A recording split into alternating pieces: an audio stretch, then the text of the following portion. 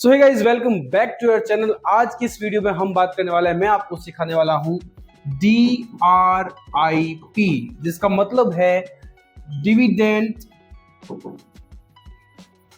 री investment plan. अब इसके लिए सबसे पहले आपको क्या समझना होगा, डिविडेंड री इन्वेस्टमेंट प्लान, इसका जो मतलब है DRIP ड्रिप, इसका मतलब है डिविडेंड री इन्वेस्टमेंट प्लान। अब मेन चीज हमको पहले क्या समझना है, डिविडेंड क्या होता है, उसके बाद हमको क्या समझना है, री इन्वेस्टमेंट प्लान क्या है भाई इसका।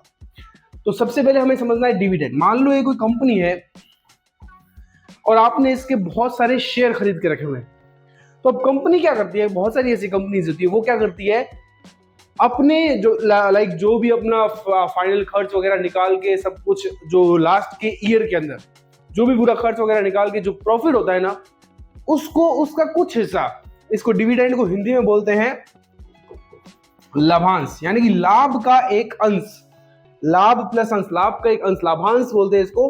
यानी कि जो भी उसको प्रॉफिट हुआ है कंपनी को, उसका कुछ हिस्सा जो है वो अपने शेयर होल्डर में बांट देती है। अब अपने को, अब मैं कुछ इसलिए बोल रहा हूँ, इसका मतलब कुछ भी नहीं है, क्योंकि जितने ज्यादा शेयर होंगे वो कुछ जो है वो कुछ डिविडेंड वो बहुत बड़ा बनता जाता है। ठीक है, तो अब मेन चीज क्या है, ये डिविडेंड जो है वो आपको या तो कैश में मिल जाता है। कैसे मिल जाता है? कैश यानी कि आपको पैसे मिल जाते हैं। ठीक है, मंथली मिल जाते हैं, कोई कोई कंपनी 6 महीने में दे देती है, कोई कोई कंपनी इवन 3 मंथ में दे देती है, कोई कोई मंथ में भी दे देती है। ठीक है, तो ये डिविडेंड के ऊपर हमने एक वीडियो अलग से बना रखा है, वो आप देख सकते हैं। और शेयर मार्केट को बेसिक से लेकर एडवांस तक भी सीखना है तो नीचे प्लेलिस्ट दे रखी है, उसमें जाके आप चेक कर सकते हैं। फिलहाल डिविडेंड मैंने आपको मतलब बताया, या तो आपको डिविडेंड लाभांश जो है, जो प्रॉफिट है वो आपको या तो कैश में मिल सकता है, या एक और ऑप्शन होता है जो आपको पैसे मिल रहे हैं कंपनी की तरफ से, उससे वापस आप क्या खरीद सकते हो, शेयर। और इसी चीज को, इसी प्रोसेस को क्या बोलते हैं, डिविडेंड री इन्वेस्टमेंट प्लान। डिविडेंड का मतलब आपको समझ में आ गया, और री इन्वेस्टमेंट प्लान यानी कि डिविडेंड का वापस शेयर के अंदर, एक डिविडेंड का वापस शेयर के अंदर क्या कर देना, इन्वेस्टमेंट, और उसको क्या बोलते हैं अपन, DRIP। ठीक है, अब इसके प्रो और कौन से भी बताने वाला हूं। सबसे पहले अपन समझते हैं इसके प्रो, यानी कि फायदे क्या क्या है इसके, वो समझते हैं भाई।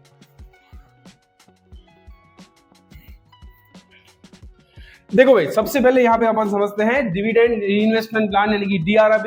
देखो, कैरेक्टरिस्टिक्स ऑफ DRIP यानी कि डिविडेंड रीइन्वेस्टमेंट प्लान के फायदे क्या क्या है। पहला देखो भाई, सबसे पहले क्या है, the holding of share holders increase at a low cost. कभी कभी क्या होता है, जो कंपनीज है वो ऑफर करती है, जो शेयर का एक्चुअल प्राइस है ना, कुछ कुछ कंपनी होती है ऐसी जो शेयर का एक्चुअल प्राइस से कुछ डिस्काउंट दे देती है। तो ये आपको, अगर आप री इन्वेस्टमेंट करते हो तो आपका फायदा हो सकता है, बराबर है।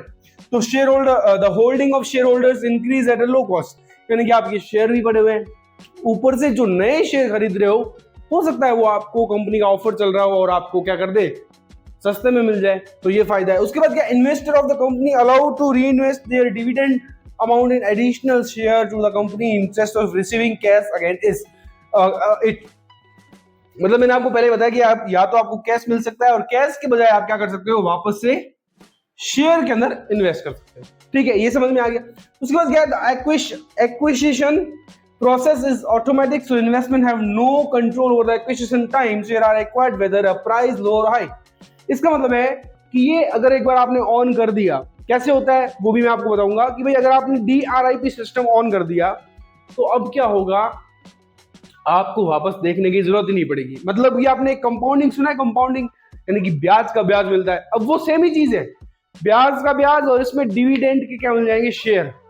और अगर आपने सिस्टम ऑन कर दिया तो आपको हर डिविडेंड के ऊपर क्या मिल जाएंगे, शेयर मिल जाएंगे। ठीक है, उसके बाद कुछ कंपनीज के भी फायदे हैं, नहीं तो वो क्यों देगी। तो चलो भाई, अब अपन समझते हैं कंपनीज के क्या क्या फायदा है।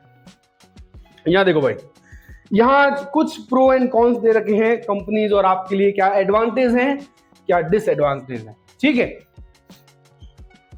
सबसे पहले देखो, accumulate share without paying commission.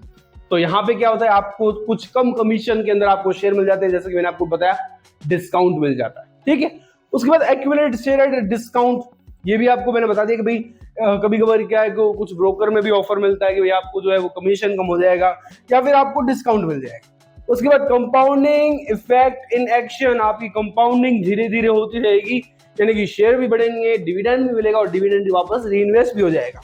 उसके बाद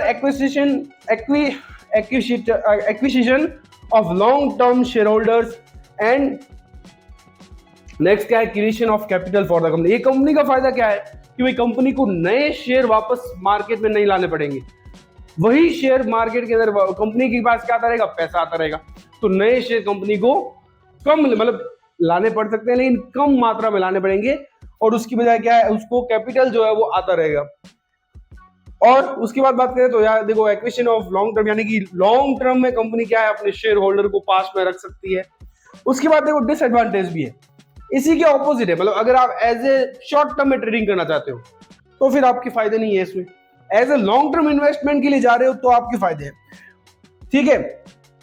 तो एज ए लॉन्ग टर्म में जा रहे हो तो फिर ये डिसएडवांटेज आपके काम की नहीं है। देखो भाई डाइल्यूशन ऑफ शेयर, जो शॉर्ट टर्म में जा रहे हैं उनके लिए काम किया है डाइल्यूशन ऑफ शेयर, एक तो ये चीज है। दूसरा क्या है, lack of control over the share, यानी कि आपके पास प्राइस चूज करने का इसमें मौका नहीं मिलता। और ये एक्चुअल में देखें तो क्या बोलते हैं इसको, डिसएडवांटेज है भी नहीं, क्योंकि कुछ कंपनी जो डीआरआई देती है वो क्या देती है, आपको डिस्काउंट दे देती है, तो उसमें आपको फायदा ही होता है ऑलमोस्ट, है ना। अब जैसे मान लो 100 का है, डिस्काउंट दे दिया कुछ, तो 5 रुपए मान लो डिस्काउंट दे दो, 95 में मिल रहा है, ठीक है। उसके बाद क्या है, हाँ ये है कि कंट्रोल नहीं रहता, बस ये चीज है। उसके बाद में लॉन्गर इन्वेस्टमेंट हॉरिजॉन, उसके बाद आप लॉन्ग जो है वो अगर आप इसमें जाते हो तो फिर आपको लॉन्ग टर्म इन्वेस्टमेंट करना पड़ेगा। फिर बुककीपिंग पर्पस, ये थोड़ा सा कंपनी के लिए नुकसानदायक हो सकता है, क्योंकि आपको या फिर कंपनी के हिसाब से कंपनी को क्या है वो बार बार उसके ऊपर नजरें रखनी पड़ती है, भाई उसका जो डाटा है वो काफी सारा मेंटेन करना पड़ सकता है। ये कंपनी के लिहाज से अपन कह सकते हैं डिसएडवांटेज। और लैक ऑफ डाइवर्सिफिकेशन, ये थोड़ा सा है।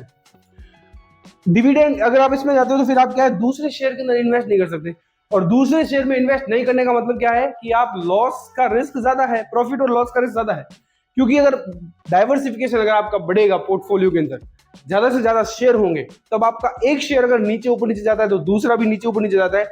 मान लो एक अगर लॉस में जा रहा है तो दूसरे काफी सारे बना के आपको प्रॉफिट दे सकते हैं, है कि नहीं।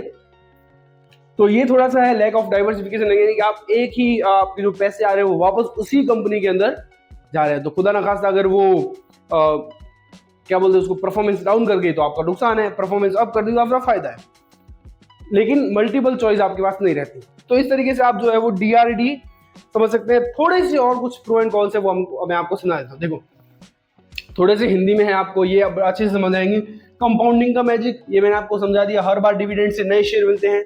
उसके बाद लॉन्ग टर्म में वेल्थ बिल्डिंग हो जाती है, फिर लो कॉस्ट में मिल जाता है, यानी कि आपको डिस्काउंट मिल जाता है कभी कभी, और आप डिसिप्लिन सीख जाते हैं, है ना, इन्वेस्टिंग के लिए। ये बढ़िया तरीका है। उसके बाद क्या है, ड्रॉबैक ऑफ डीआरआईपी, ये थोड़ा सा क्या है, पर हर कॉइन के दो पहलू भी होते हैं, यानी कि लैक ऑफ लिक्विडिटी, यानी कि आप उसको कैश में नहीं कर सकते। आपने एक बार कर लिया डीआरआईपी तो फिर आपके डिविडेंड्स जो है वो री इन्वेस्टमेंट होते जाएंगे।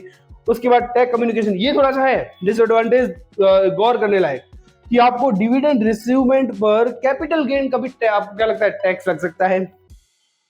फिर ओवर एक्सपोजर, एक ही स्टॉक में बार बार इन्वेस्ट करना डाइवर्सिफिकेशन को अफेक्ट कर सकता है। ये मैंने आपको बताया कि भाई आपके पास ऑप्शन नहीं रहता बहुत सारे स्टॉक में इन्वेस्ट करने का, ठीक है। तो आई होप आपको ये वीडियो पसंद आया होगा, डीआरआईपी समझ में आ गया होगा, प्रो एंड कॉन्स उसके समझ में आ गए होंगे। बाकी अगर आपको स्टॉक मार्केट बेसिक से लेकर एडवांस तक सीखना है तो वीडियो को लाइक कर दीजिए, चैनल को सब्सक्राइब कर दीजिए और अपने दोस्तों के साथ जरूर से शेयर कीजिए।